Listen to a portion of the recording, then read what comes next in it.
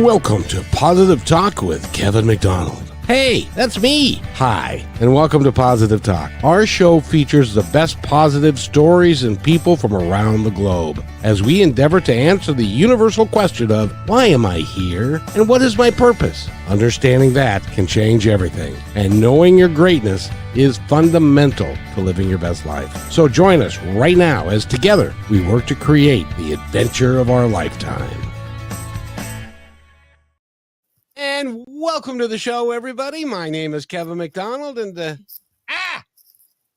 who are you? Gotcha. And what? And I am so fortunate that Rochelle flew all the way from Salt Lake City to be here. Her arms are so tired, and but she's here, and she wanted to be here for this show specifically. So I want to have her interview our stellar guest for the hour. Yes, thank you for being here, Terrie Christine. I have waited for this for so long to get to be here with Kevin in his little abode and to be with you. I am thrilled and I wouldn't miss this for anything. So thank you for being here. Oh, wow. Thank you. It makes me feel so honored because, when I picked this day, I mean, I didn't know that you were going to be here and this was going to happen. So yay. It is great fun, and you are dynamic, and it's wonderful to have you here. And Rochelle she's. Tell everybody now that you've seen my little humble house. Tell everybody what you think. Well, it's just enough space. I don't think he needs much more. No, Maybe something alive we can work out. But it's like his studio is like when you walk into a radio station. And I really wasn't expecting that. And to realize how many shows he's done behind these screens and in these cameras, I'm like, wow, it's real. And I'm here. So I get to prove that. That's exciting. I'm excited that she is here because we're excited to have you here as well. You've been on the show before, but not nearly enough times. Yeah. We'll just keep checking them off. I might as well put a name on the, my chair. I'm here. Yeah, as a matter of fact, speaking of which, Rochelle bought me a button here, and I'll read it to you. Kind of, I can't read it to you in total, but I'll read it. It says, "F off! I've got magical stuff to do." Yes. I think he had it every time he sat down to be behind these screens because it is pretty magical. Yeah. Everything about this. I bet. That's awesome. Well, one of these days. Now, where are you located? I'm in Chevy Chase, Maryland, so right in the Metro DC area. Oh, I'm sorry. No, No. there's lots of stuff going on in that place right now. There are a few things going on. However, the thing is, we can't own it, right? Not that I'm being insensitive. That's not the person I am. But I also had to understand that I can only lift. I can't control what's happening, but I can lift and support. So that's kind of how I have to stand, It's a beautiful way to look at it. That's the way to be. And just like let it be. I get to say that to you in person. Yes. So tell our audience, the ones that did not see the previous show, tell our audience a little bit about you. Thank you. So I'm Terrie Christine. I'm an internationally known intuitive energy healer and psychic medium. I work in the subconscious space so that, right now we're consciously communicating and listening. However, you get triggered by people, places, and things, and that's your subconscious. It's your childhood stuff. It doesn't mean that people around you were physically or emotionally abusive. It just simply means that many times, many places, you as a child experiencing things for the first time had to choose, do I like it? Am I good enough? Am I seen? Am I heard? Most of the time you'll say, no, no, no, no. And then it stays in the subconscious And then I come along. So I help you to release your struggles, your hurts, your pains, so that you can receive your desires, feel empowered and supported, and trusting the universe, God, source, whatever you want to call it. So that's why I come into people's lives to help them get out of stuck or let go, or, things that they can't seem to attract or want because it's just too far away, but it really isn't. So I'm the one who can help you achieve all that and more. If I you're love watching that. you need to go back and watch the video. It's not the pointing anymore. It's hey, right there. First, I think that out of all the shows that we've done with you, Terrie, it's been lots of realizing that people are, well, actually, I think it comes with the realization. When you are actually aware of something that is within you or anything that it is, then you are capable of changing it. And what is the hardest thing that you think people struggle with the overall control of the subconscious? Well, you mentioned it, not knowing what it is that they're stuck, right? That they just say, I'm stuck. Well, I tell people, delete. Don't say that, because that is the start of or part of you being stuck by saying that and owning that. So we're not stuck. We just need clarity, and pivoting, and anything in that and more. But if you were to ask me, like, out of the majority of what I see that people struggle with, it's knowing their own emotions. And it's very interesting because I've been doing this work. I mean, I started thinking, I'm like, am I at 20 years? I mean, I'm pretty close to that. And when I really, go from one client to another and see their patterns, and I see when they're, I do remote work. So when I see that they're, curious, but then they say they're sad, and then I'm like, check. And then I'll see, somebody raging and they're saying they're frustrated, and I'm like, check. And so I see it quite often. And what I have determined, and because I reflect back, I mean, all of my clients help me to reflect my childhood, how I raised my own children, how I interact with my friends and my partner and all of those things. And so, diving deep and seeing how people respond tells me clearly that we, as guidance or caregivers or partners, whatever we want to label ourselves, have to stop. I heard stop, drop, and roll. You're on fire. Exactly. But here you may be in another room, and somebody is saying, you could hear them on the phone, or they're with a toy, if it's a child, or something that is getting them to a place where they are having an emotional state. But most of the time, we don't leave the room we're in. We'll holler through the wall. We'll say, what's going on? Come here, or stop that. But that doesn't help the person, his children, the children that are in that state of emotion and understanding what it is. So I tell, this is a perfect example, and I don't remember if we've talked about this before, so I apologize if we have. So the toy with the circles, and they're small, they get big at the bottom, they go small, and there's a little stick in the center, and the child has to figure out the big ones first, going up to the small. And they usually will put the small one on and then force it. And then they start throwing things, or they're screaming. And that's the perfect example. The caregiver is in another room. Stop it. Put the toy away. Stop making the noise. What's going on? Bring it here. Instead of stopping in the kitchen or wherever they are, going to the child, get on the floor and say, I see you're frustrated. Boom. The child will now relate that feeling of trying to get that little round hole, down. And that will help them understand in that moment, ooh, this is what frustration is, of trying to get this circle on that peg. And so then when they're at school or with their friends or outside in their room playing with something, they're now going to know that that feeling they're having is frustration.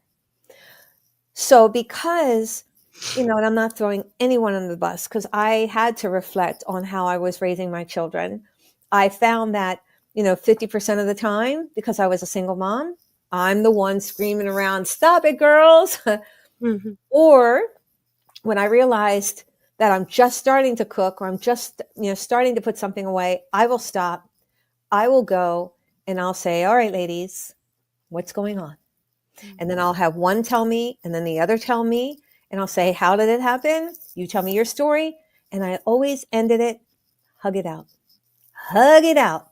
Just feel it, hug it. You love each other. Oh, yes. And it's so interesting that when my children were, I think I was, my oldest might have been 14 at the time. So her sister was 12.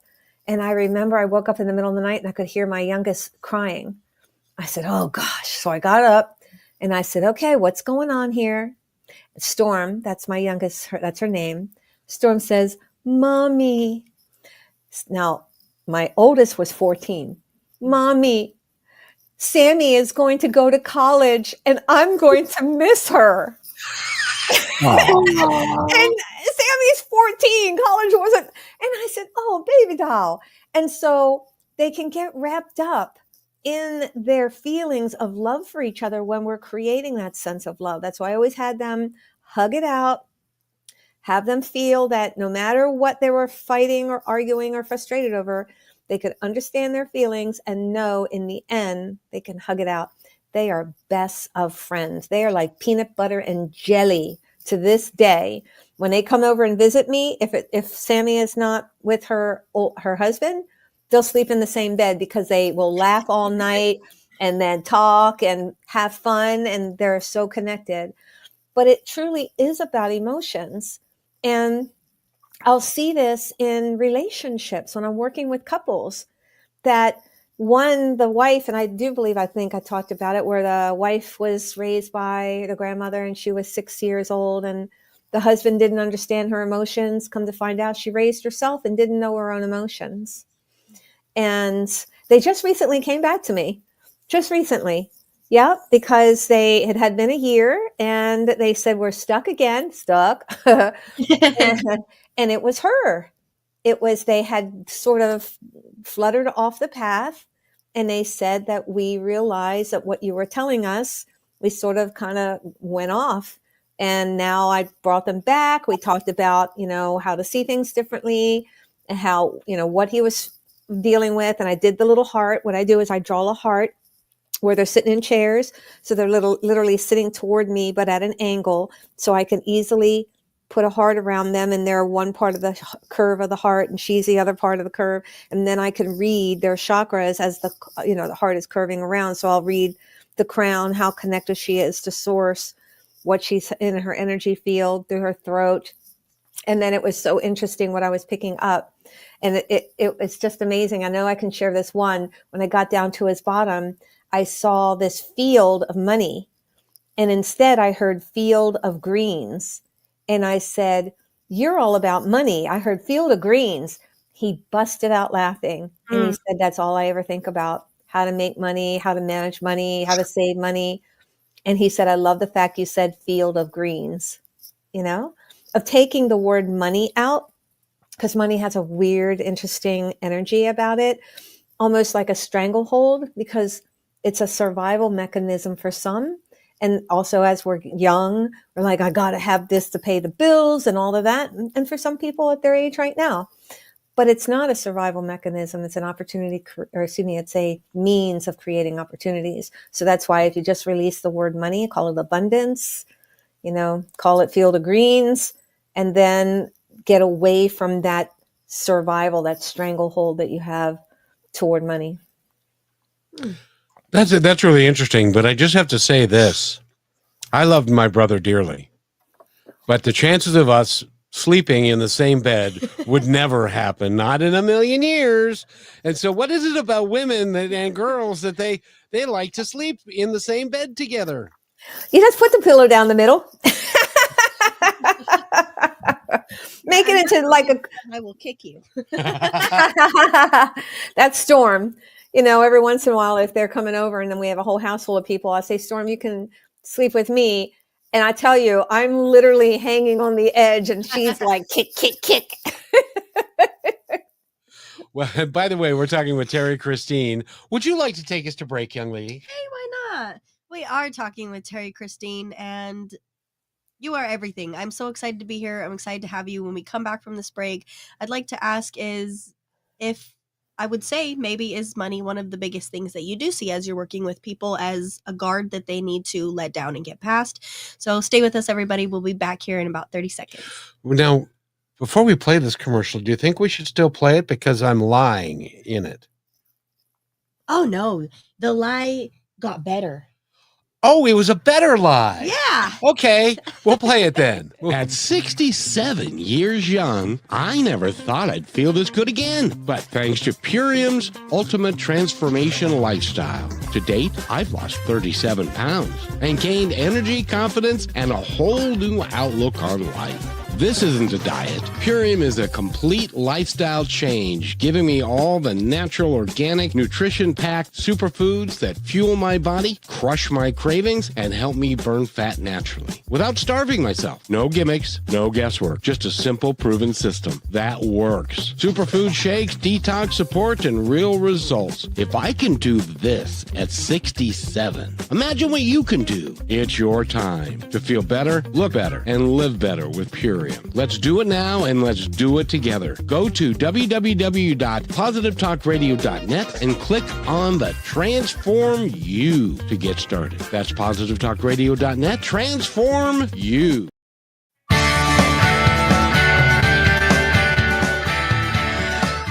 And welcome back to Positive Talk. And this one is dancing over here, and I'm not allowed to dance. I might break something. But Terrie Christine is our guest, and she's an intuitive energy healer. And would you do me a favor, Terrie Christine? Would you give her relief from her allergies today? That would be great fun. You know what's a good thing for those? Bee pollen. If you're not allergic, hold on. If you're not allergic to bee stings, then bee pollen. So, and if anybody says, I don't know if they're allergic to bee stings, so bee pollen comes in tiny little granulars and they're chewy. It's earthy, but not dirt. It's what holds the beehive together. Okay. So when they pull the honey out, they can pull the pollen out as well, the tiny little granulars. But that's actually what most beekeepers will give their children or give because it helps with allergies. You should have started about 2 months ago, but taking a tablespoon every month, I'm telling you, you'll no watery eyes, no coughing, no runny nose, no nothing. It works. It works. So bee pollen. Bee pollen. Yes. You can pick it up at a health food store. Yeah, health food, Amazon, Mom's Organic, Whole Foods. Yep. At my studio, I sell it. Yes. So then you obviously believe in it. Yeah. Yes. I played with it years ago saying, I read this and it's really good for women, massive amount of minerals, and it helps with digestion and some other things, So I said, I'll try this. I don't really have allergies. And I started it in January. And let me tell you, I did not realize that I had a slight form of, runny nose a little bit, especially when the car is green, like right now. And I did not have any symptoms, like literally nothing. It was amazing. And the honey I buy is from New Jersey, from an organic farm. And she started with the same thing. Her son had severe allergies, and they decided to do the beekeeping for him. But I had already known that, and it's amazing. It's an amazing product, and it's natural. Yeah, I'm all about the natural remedies. There's been times I have been hospitalized almost because of my allergies, Oh, And it's really just been since I was born. They usually typically say that if you're around animals, things like that at a young age, you won't get that. It's not true. yeah. So I'm totally gonna try that. I will even have my own follow up with it, and next time you're here, we'll check in because I think that's sometimes what keeps me from being able to do even things throughout my day is just like, oh my Oh, gosh, I need a tissue. Oh my gosh, I can't breathe, and it changes your mood.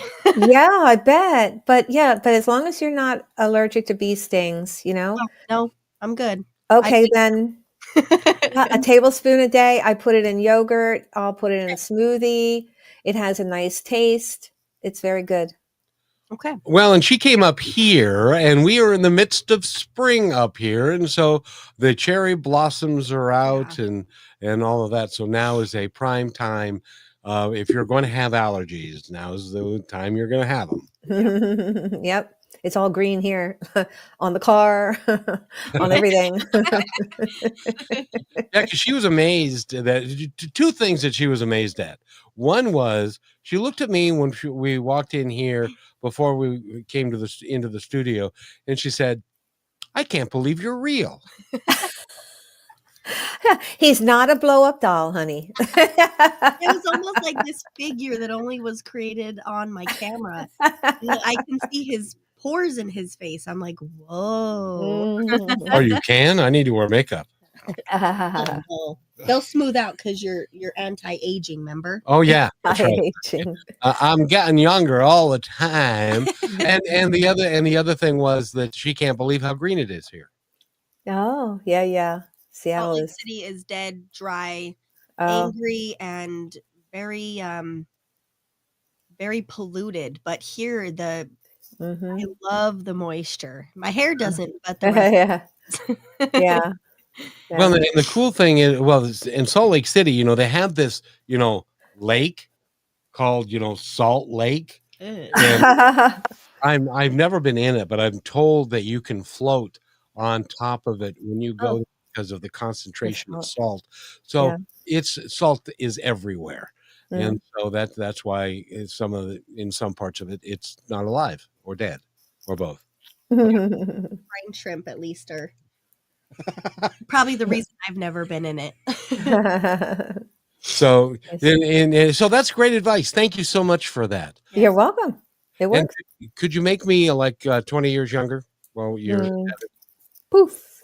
thank you. There you go. I will take that as a sign that Yes. that's what's going to happen. So Yes. and I know you have another question, my dear. Yes, let's follow up. So before we left the break, we were talking about how money, um, how it's usually viewed and portrayed, the feeling behind it, and what that brings. Is that the biggest thing you usually see in people that they need to become aware of so they can release and change that? It's money and love. Those are the two biggest topics that people come to me for. And then I would say careers are down right after that, you know? No, Yeah. when it So, comes to the love, what is usually the way you're able to see that? will I have it? Get a lot of single people coming to me, even though they might have been with a partner in the past. It might have been a while, or they're right out of one and thinking they won't have another one because that one might have been really bad. But yeah, it's usually, will I have it? Yes, you will. And Everyone has. by the way, I'm single, and that number is 206-73. No, I'm kidding. There he goes. Because see, at this point in time, I don't have a love of money or of career or because the career, I don't know if you've noticed, but Terry, we're becoming a thing. Yes. We're all over the place these days, and so I'm not, at this point in my tender time, I don't think that I want to get into a relationship again because then I'd have to deal with somebody on an ongoing basis. So I don't want It to do could that. be fun. Not no. Although I got to ask you, Terry, if you know of any really older women who haven't lost their zest for life and are willing to put up with a bozo who has a lot of, intricacies that I shouldn't tell you about, but so if you know anybody, and by that way, that number again is 209. So ladies, he's telling you right now. Email us at The listeners. That's right. There you go. And so the type of work that you do when people come to you, what is their driving? Is it money or love or careers? And is that, are they truly lost, or are they just looking for affirmations and confirmation? Well, I would say all of the above. When you say, are they truly lost? It's more like stuck. But again, when you say it, you create it. So they're not really stuck. It's they're wanting clarity. And that's why they come to me, and they want to shift the stuck out. So someone can say it's from their prior relationship, and that's not the truth. The truth is it's your childhood, because it's the patterns that we see, that we experienced in our upbringing, and then it becomes part of the subconscious. So we're not going to remember, because that's why it's subconscious. But the body and the subconscious, the energy space that it has blueprinted in, remembers. And so that's why you'll find that someone might break up with someone and can't get over it, even though they're the ones who broke up with the person. They can't get over it because they may have a sense of abandonment.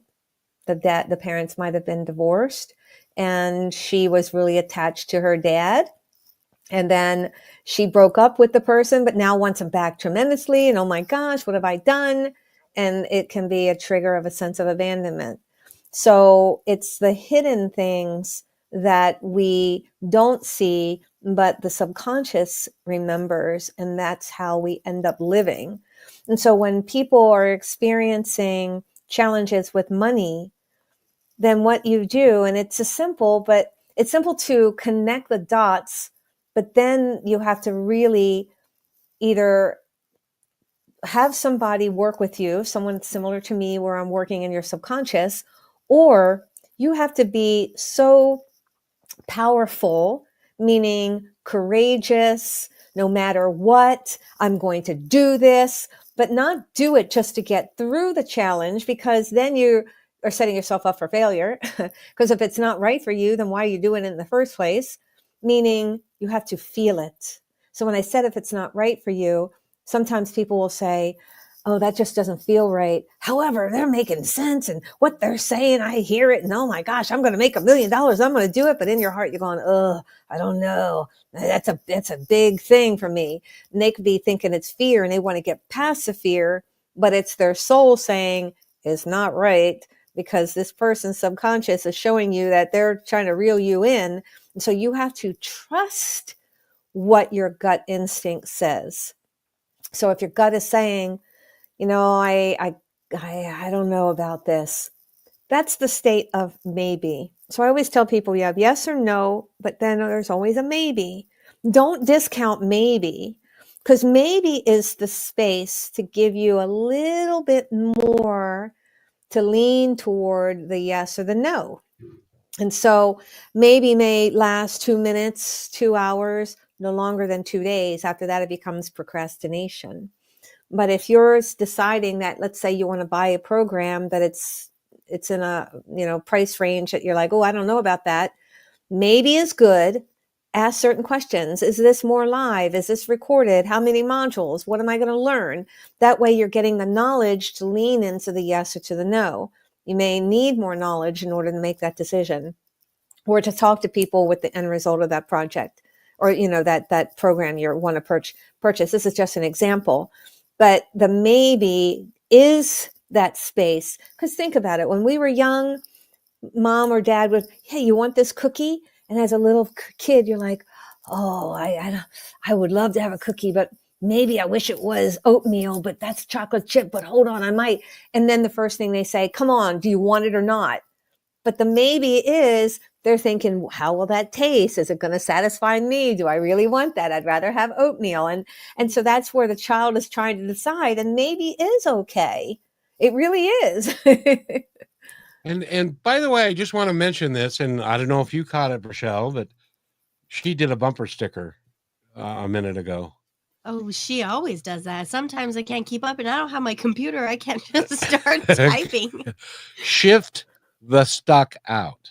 That is good. That is good. And what went through my head is something I actually caught that you have mentioned before on the first show that I did with you, that I'd love to ask you when we come back from this break, because I know we need to go real quick, but has to do with how your body holds those memories that have the feelings and the thoughts and everything attached to them that's not always in the brain. So I kind of want to deep dive on that and understand what you mean a little bit more. Yes. And we're talking with Terrie Christine. Go to her website, which is terriechristine.com, and find out all about her. And we're going to take a break. And when we come back, we're going to shift the stuck out. We'll be right back. You're listening to Brushwood Media Network, the best in syndicated talk, news, and entertainment shows. As you go about your daily life, look closer. As you gather with family and friends who love and support you, look closer. There are youth right in your community who don't have the home, warmth, and healing you have. So look closer. Every year across America, a staggering 4.2 million youth are homeless or trafficked. And for 50 years, Covenant House has worked relentlessly to keep them safe and protected. Tonight, 2,000 young people will sleep safely in a Covenant House bed. And tomorrow, they will wake up surrounded by love. They get clean clothes, hot meals, medical care, and a safe place to sleep. 24 hours a day, 7 days a week. In sites across America to help them fulfill the great promise of their lives. So look closer at Covenant House. To help or get help, go to covenanthouse.org.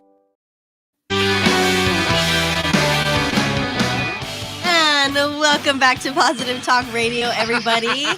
It is Rochelle and Kevin, and we're together in the same room at the same time.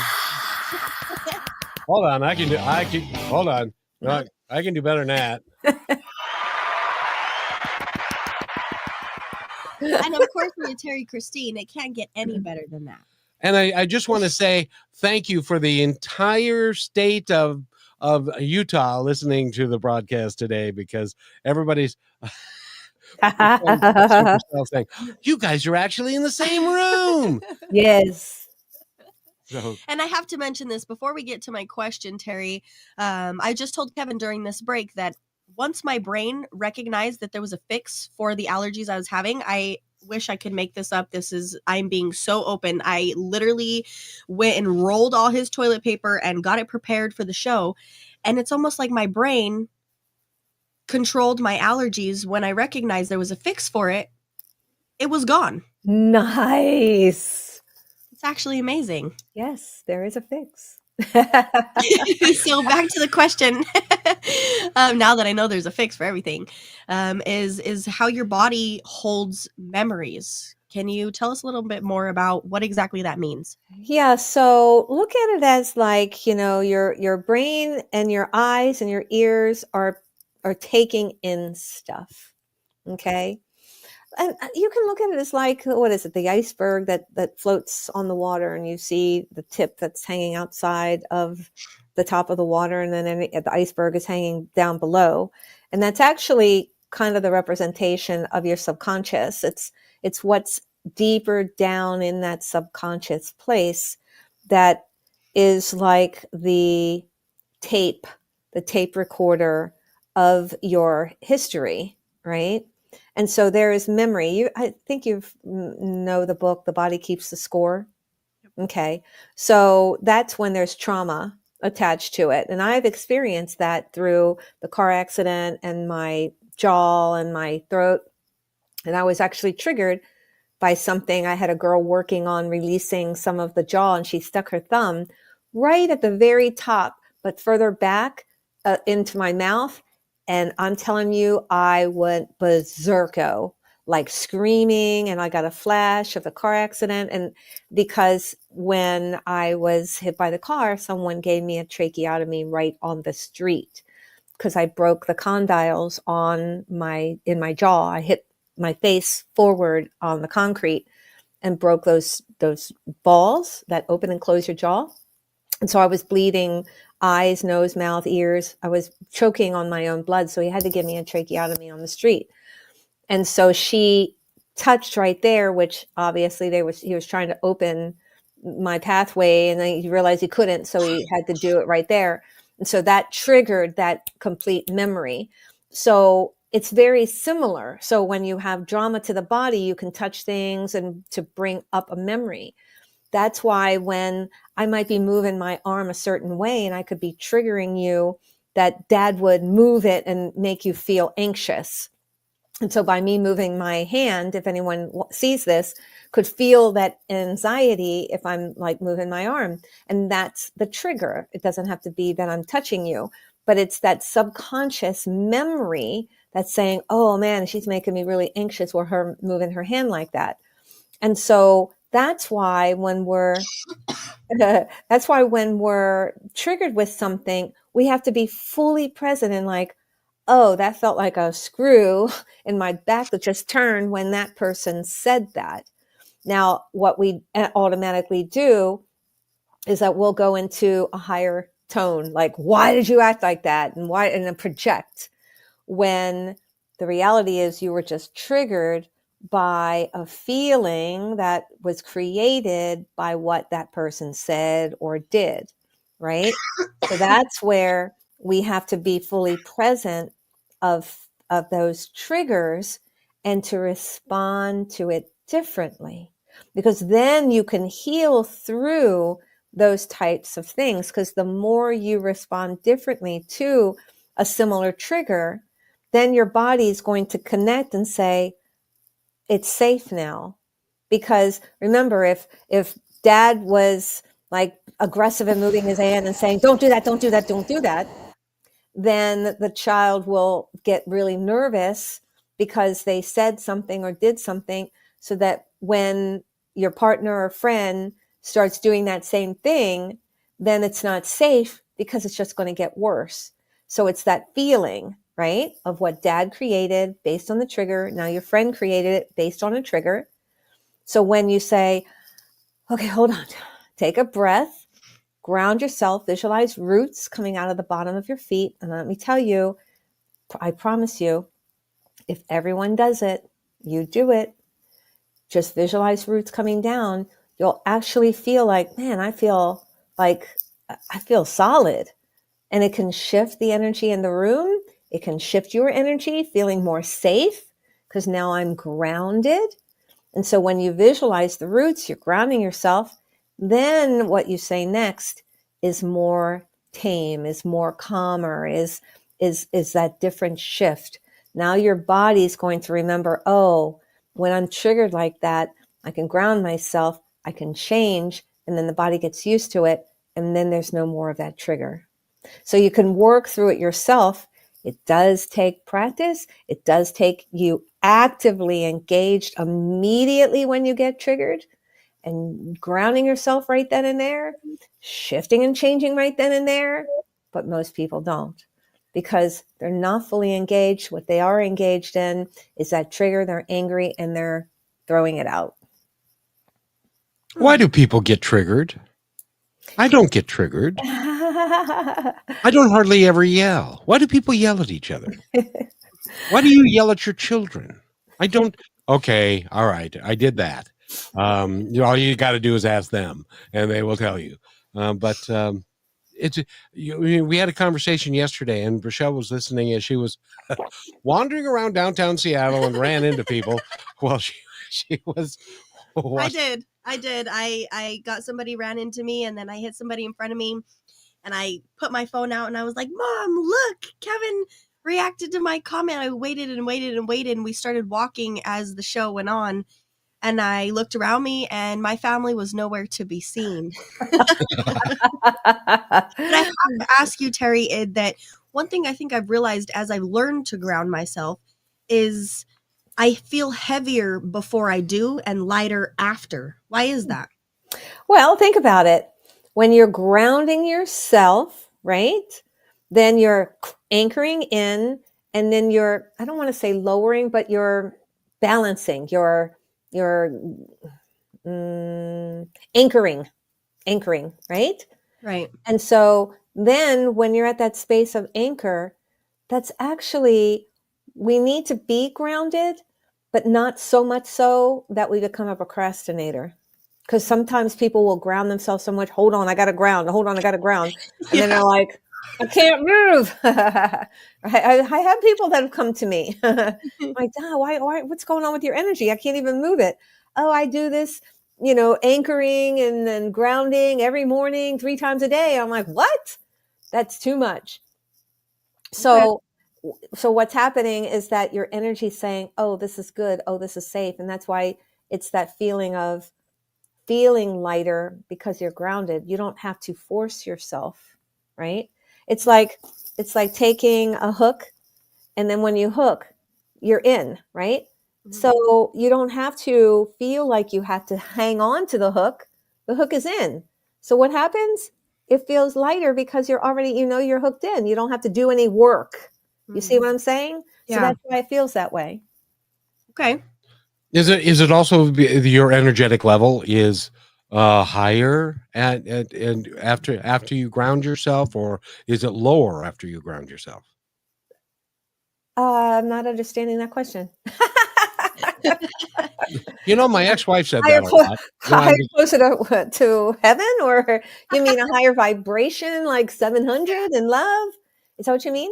Yeah. Well, and like, because when you ground yourself, you're anchoring yourself. But can you ground yourself and also raise your vibration and energy at the same time? So that's a really good question. Why, thank you. So, Thank you. yes. So grounding just simply means that you're feeling stable. Your energy is not flighty. You're not fully expanded. That you're like a feather floating around, and then people, are too spontaneous sometimes, and then that gets them in trouble. Meaning, spending too fast and not thinking about jumping into projects, not feeling their body and trusting that intuition, trusting, yes, should I do it or no, should I not, right? But raising your vibration is a sense of trusting, knowing, positivity. So that's sort of like separate but the same. Do you understand what I'm saying? So grounding is to give you the sense of feeling like I'm capable, I'm doing this, I'm valuable, I'm not going to let that bother me, right? Right? Because you're grounding your emotions as well. You're grounding your energy to feel stable, balanced, right? Mm-hmm. But it's just when your vibration is low, it's not going to, it can lift you, right?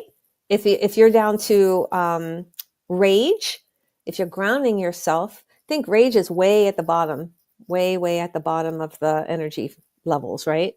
So if you're grounding yourself, it can lift you and saying, okay, I feel better because you're so far down, right?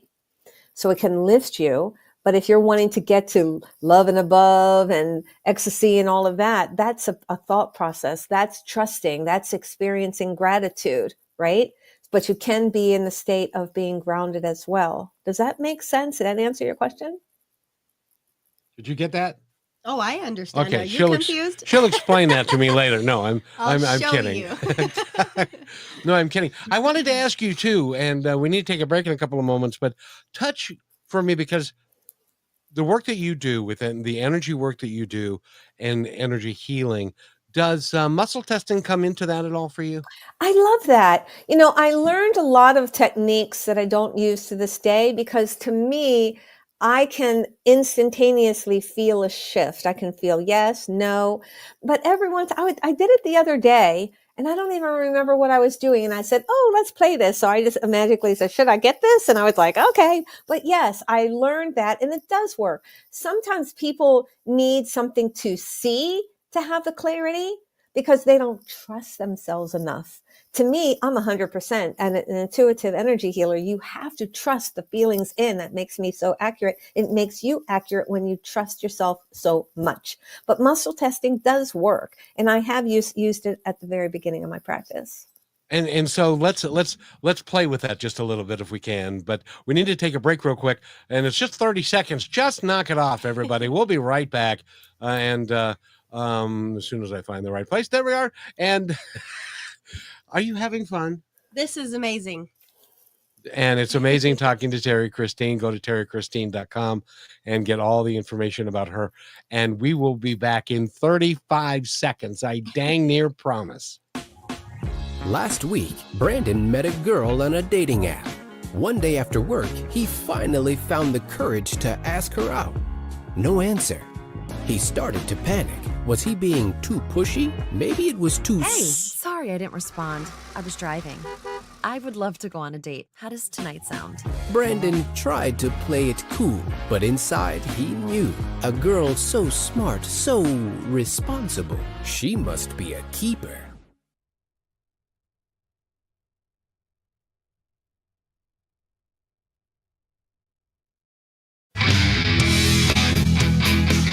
And welcome back to Positive Talk with Kelly. That's the first time that she's been able to see how the production works in here. It's pretty cool, isn't it? Yeah, I'm kind of jealous. I want the music too. And but she has and I want to continue with muscle testing in a moment, but she's got a really important question that I thought that would benefit our audience by her asking that of you. Go ahead. Okay. So a lot of people will come to me and say, hey, Rochelle, I'm not going to tell you exactly what it is, what I'm talking about, anything. I just need you to ask yes or no and let me know what you get. Whether you give somebody an answer or not is up to them to listen to it. But I started to think about that deeper, and what is the repercussion of when you have an answer and you question it? What happens after that? Like, does the same answer sometimes still come through? Because for me, if I got an answer and I give it to them and they ask me again, I can tell when it's the same question and they didn't trust it because they want a different answer, and I will get nothing. Everything is just blank. There's no yes, there's no no, there's no maybe. Yes. So we already gave you the answer. Yeah. What do you want us to do? Yes. So I love that question, because here's the answer clearly. That is an amazing question. So everybody listen up. When you ask a question, you instantaneously have to go with what you feel. The first thing, even though you're like, oh, but that's doubt. So when you gave them instantaneously what you felt, what you heard, or what you saw, however it came through to you, that is the answer. So if they come back to you, you can say, well, when are you going to trust? So, and if they're not trusting that answer, then I kind of joke with some of my friends and I say, well, then don't ask me. Yeah, no, I pretty much have gotten to that point. It's like somebody asks you if you want a shirt or shoes, and you give them an answer and they ask you again and again and again and again. And I see people do that a lot in communication, where they ask the question differently, but they expect a different answer. Right. It's like, I've told you 5 times what's not clicking. And so that's what made me think is when somebody asks for an answer, they second guess themselves. And for me, obviously, everything just is blank. I get an answer. I know. I don't question it. I know that's what it is. But what happens with people when they kind of just go through that loop in their head of re-asking a question and trying to get a different answer? I bet you anyone that listens to this that has angel cards, tarot cards, whatever you want to call them, I call them angel cards, will ask a question. Oh, there you go. I love yours. Mine are right here. I love my favorite ones are right here. Oh, wait a minute. I don't want to spend the time looking for them, but they're down below. So they'll pull a card based on a question they ask. They don't like the answer, or they think the answer is too vague. So they'll do it again. They do, like 90% of the people do that. I see it time and time again. And I'm like, well, the answer may not be so clear because it's coming to you. So they could say, will I be marrying this person? And then it says, you're up for a great challenge, and be patient, for, the sky is gray, and it could be so broad, but they're saying, oh, it's too broad. I need a specific answer. Is it yes or no? But in your energy field, it can be broad, because let's say they say, am I going to marry this person? Well, now you have two souls that are going to make that decision. So the other one may be in that, this feels really great, but I don't want to get married right now. But it feels really great. So it can be broad, because this person has to shift more into the direction that you want to be in, meaning getting married, right? So it's not that you're not getting the answer, you're just not getting the answer you want to hear. Why do so many people not trust themselves and trust their intuition? Right, because they feel just like when we're being raised. Mom is going, here is your dinner. Dad is saying, here is the hammer. Whatever it is, they're showing it to you with the eyes. You're hearing it with your ears. So we are trained that in order for, you'll hear people, I got to see it to believe it. Yep. Because they have been trained from their childhood that it's not the truth, or you got to see it. Or like my mom used to say, you're okay, you're not bleeding. Well, inside I might have, she would say that all the time. I was always the one getting hurt. And I'm like, Mom, my side is hurting. No joke. I woke up, my side was hurting. And then I was kind of a little sideways, and she says, go walk it out. So I would literally have to go outside for hours walking. The next day, I'm sort of half hunched over. Mom, my side is still hurting. Go walk it out. Second day, I'm outside walking it out. Third day, I am way hunched over. Mom, my side is really hurting. You'll be okay. You're not bleeding. I ended up going to my grandmother's. It was a Saturday, because when we were little, we would go to my dad's parents Saturdays, my mom's parents Sundays. We walk in. Thank God, Jesus loves me, that my aunt was there, and she was a nurse.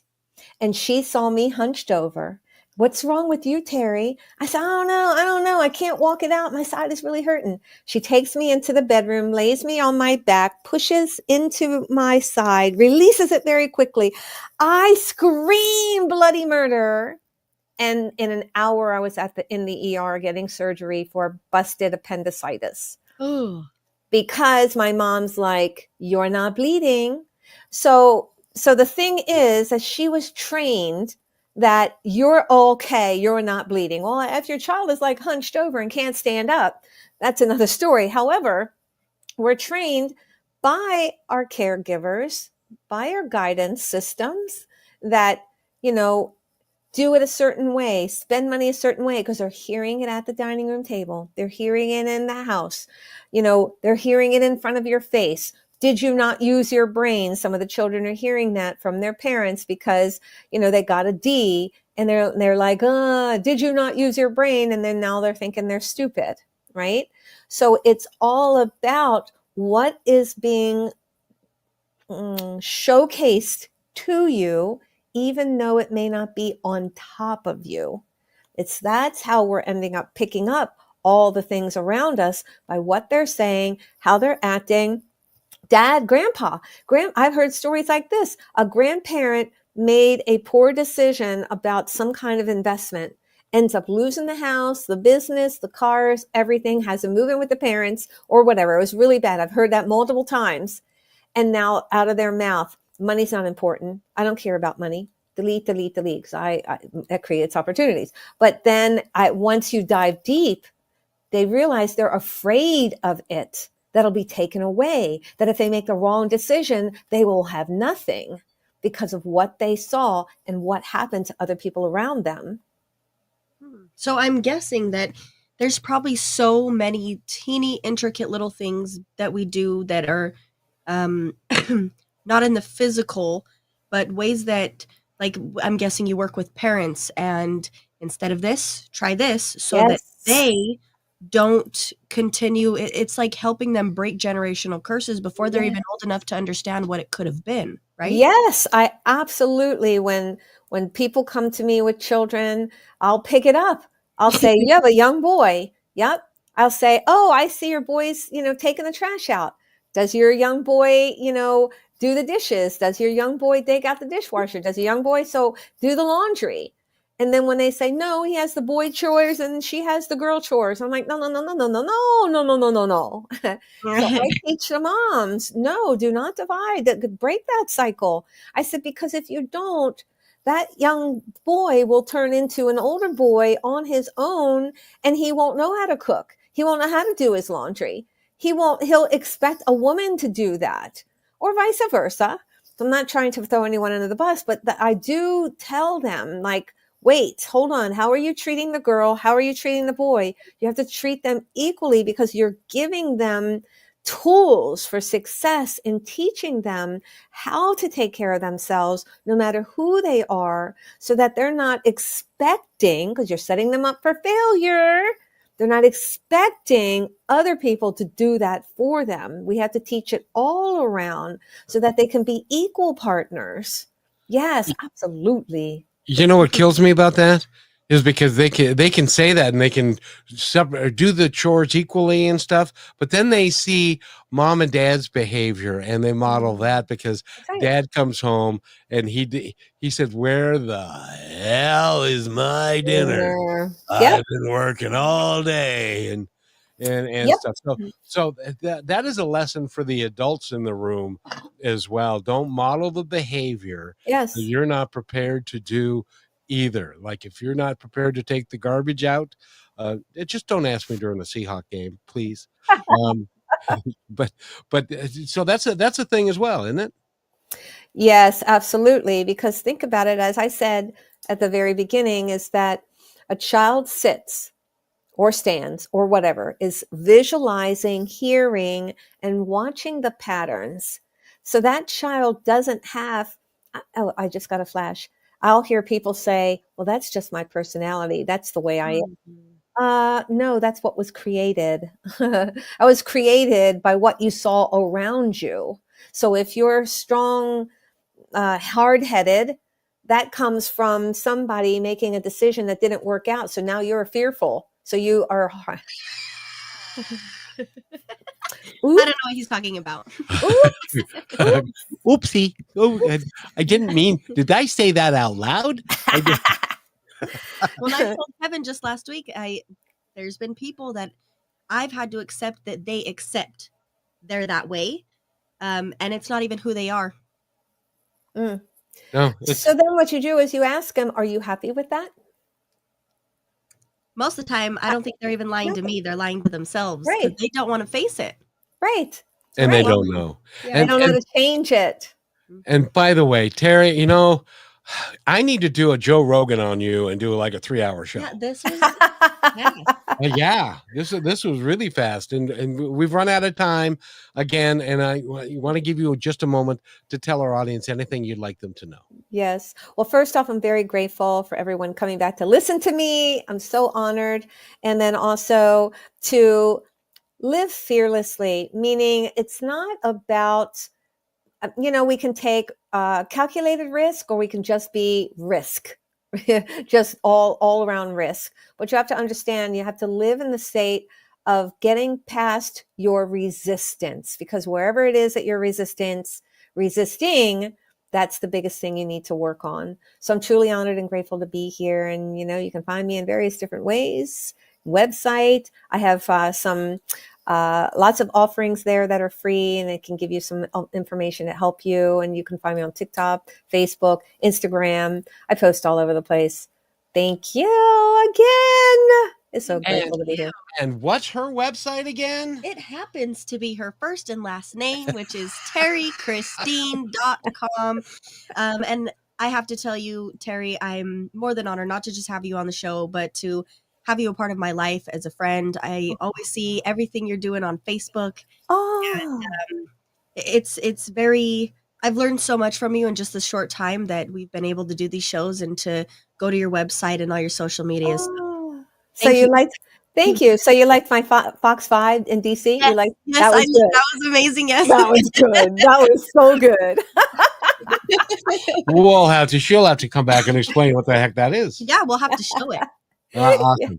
Yes. So, Terrie Christine, thank you so much for being here. And thank everybody for listening. I get to have my Brachelle in the same room. It is so damn cool. And she's so smart. It's so scary. We'll see you next time. Thanks for listening to this episode of Positive Talk with Kevin McDonald. Our purpose is to provide everyone with a positive, entertaining, and educational experience. I would love your feedback and comments about the show, including possible topics and great guest suggestions. Please email me at kevin@kmmedia.pro. And remember, be kind to one another because each other's all we've got.